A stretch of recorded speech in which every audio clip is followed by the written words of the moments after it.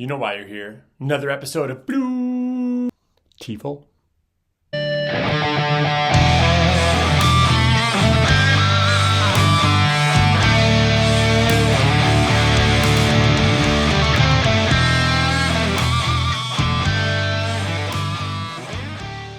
1994's Pulp Fiction hits 4K.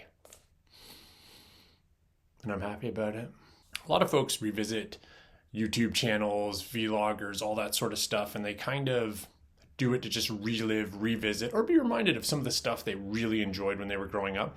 There's also a vast amount of you that come to these channels just looking to discover something new. So if you don't know, I'm sure you know who Quentin Tarantino is, one of the most legendary creators, writer-directors of all his projects. Supposedly his last film, number 10, is on the way. I was kind of pulling for the R-rated Star Trek that was rumored. Trekkies, don't hate. I know it has to be PG and directives and legacies and 60s Kirk. Tarantino wrote a few scripts before getting his directorial debut, Natural Born Killers, Killing Zoe, come to mind. I'm sure there's one in there I'm missing.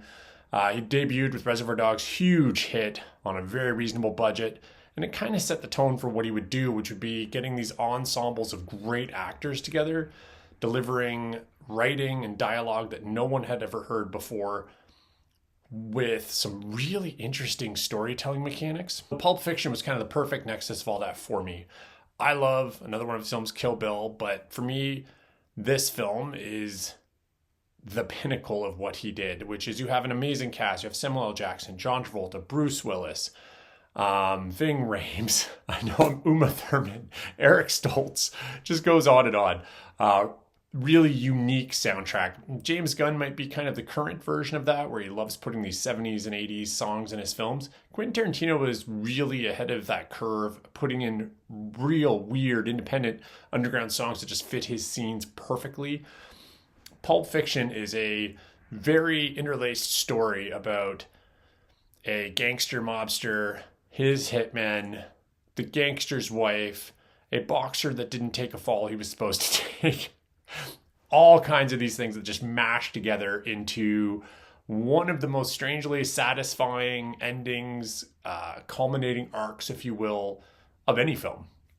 When I got this 4K, I think one of the first things a lot of collectors do is you pop it in just to watch the first few minutes of it. You don't have time to see what it looks like. You know what? Let's transition. It's time to talk the restoration. I popped this in, immediately watched the movie. I could not stop. I haven't watched this movie in a long time, and the quality of this restoration is mind-blowing. It is top shelf. It looked so crisp, so clean. Now, if you're someone who wants film grain or what have you, I'm not sure how much there is on a lot of 90 releases anyway, naturally, but it is not here. This is polished. And the writing and the storytelling is so dang good that I just got drawn into it and I could not stop watching it. The packaging itself, once you get past the great restoration, how great the soundtrack is, acting, all that, just the packaging itself. One of the coolest things I've ever seen came in this package. I've never seen it before, so it came with a pop-up. That is the coolest thing. Imagine if you bought like a Critters set and it came with a little critter ball that popped up. That would just be adorable. Came with a little envelope of goodies, which I won't spoil here. But again, this is just a release from Lionsgate MGM, Lionsgate Miramax. I mean, this is top boutique stuff. And another great aspect of when these larger companies do these releases, they're usually pretty dang reasonably priced. Like this package, I'm up north, Canada. It went for $69.99 when I got it, so probably about $42 down there in the States for that package, the surprises inside, the pop-up, and just an absolute top shelf restoration. Man, I feel like I've been having a good run lately. Pulp Fiction is an all-timer. This is a 9 out of 10 movie. It's a great time. If you've never watched a Quentin Tarantino movie, start here.